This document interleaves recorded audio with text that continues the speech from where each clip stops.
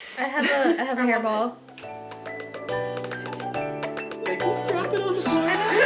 It's fine. We'll vacuum anyways. It's fine. Okay.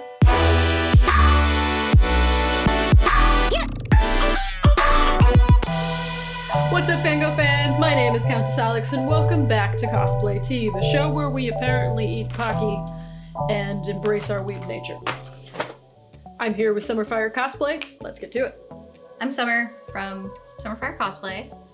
I've been a cosplayer since 2007. As my day job, I'm actually in a contact center for a scholarship funding organization. So I get to help kids go to school, which is totally awesome. So I'm in the Sailor Scouts of Jacksonville. It was actually the first official cosplay group that I got involved with. An opening for one of the Inner Scouts came up, and it just so happened to be my ultimate absolute favorite, Sailor Jupiter. I have been a huge Sailor Jupiter fan since I was 7 years old. So it was literally a dream come true to play dress up. Tell us a little bit about how you got into cosplay. Well, I bought a yukata, put it on, ran around the entire convention floor, and that just kind of took it off. From there, I had so much fun, and I just wanted to keep doing it. And you started with mostly the steampunk scene, right? I did. That is why I'm wearing my No Flutter inspired steampunk Snow White. I love this piece. I don't get to see you wear it a lot at conventions, so it's really cool to see it in person and not in pictures. This was one of the first that I actually used a lot of new techniques with, but this cosplay has a lot of sentimental value to me. I actually got engaged in this cosplay. Really? Yes. I didn't know that story. Yes. My now husband had this whole thing set up to where we both got on stage. And next thing I know, he's down on one knee. I'm crying. I can't stand anymore. I'm down on my knees. I'm just like, yes. So this cosplay means a lot to me. What does a process of design look like for you as far as drafting one of these magical girls? A lot of tears, a lot of tissue paper. I love magical girl anime. I will take anything and everything and be like, magical girl. But there's a lot of research involved. I've researched characters for 6 months at a time. There's a lot of pieces that I will take inspiration from, where this is mostly No Flutter inspired. Right. There's also various other steampunk pieces that I've added to it. There's just little subtleties that I've just taken from other various steampunk pieces to kind of make it a little bit my own, but still keep it really similar to the reference piece. With my Time Lord Magical Girl that I did to Doctor Who, that was completely designed by myself. I kept very quintessential Doctor Who stuff to it, but the dress pattern, the bows, the hairstyle, the colors, they're all very magical girl anime based. Yeah, I love that piece. The staff itself is fantastic. One thing that's different for everybody in the cosplay community is what brings us back to keep creating. So what's something that drives you to keep going even on those hardest of days? What really just keeps me going is just the love of the craft.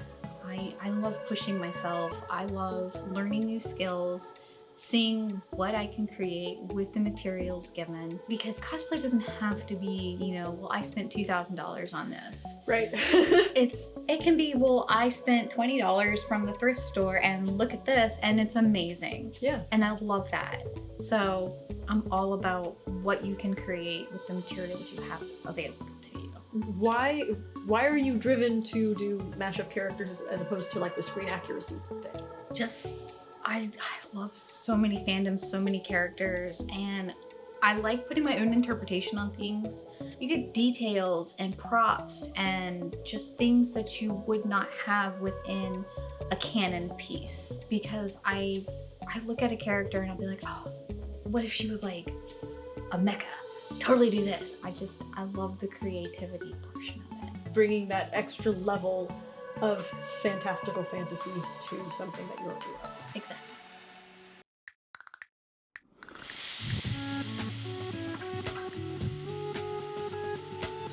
Welcome to the Teapot segment, the part of the show where we go ahead and we ask questions that will prompt storytelling. We're gonna go ahead and boil Summer right now. Oh boy.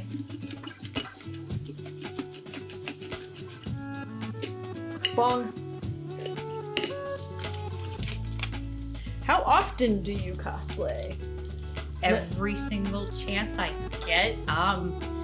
So recently on my TikTok channel, I kind of started doing these things where I cosplay in the office to see who notices. Totally thought I was gonna get busted on Valentine's Day because I actually did a cosplay of Sailor Jupiter where I wore a wig, everything, and HR walked by and I was just like,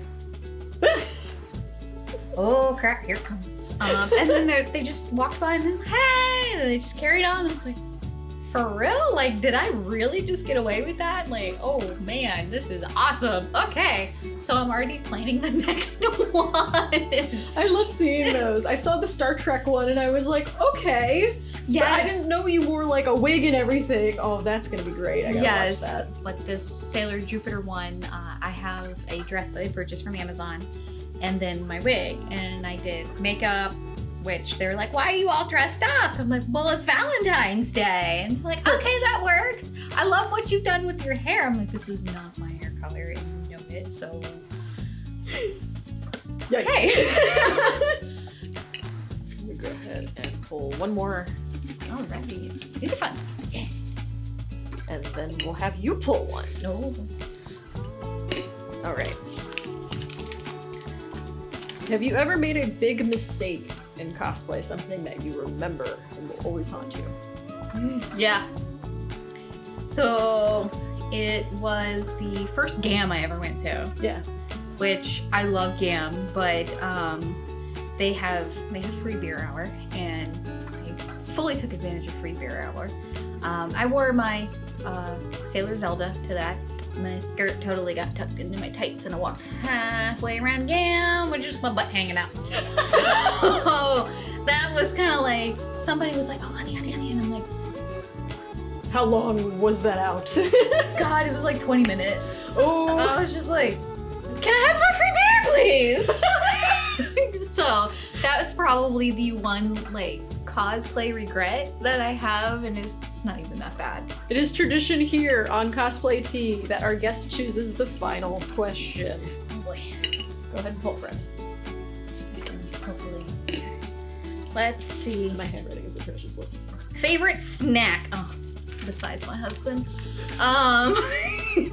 So Lay's barbecue potato chips are they are my weakness. I will demolish a bag by myself with no shame. If you want to be friends with Summer, bring her some barbecue chips. Please.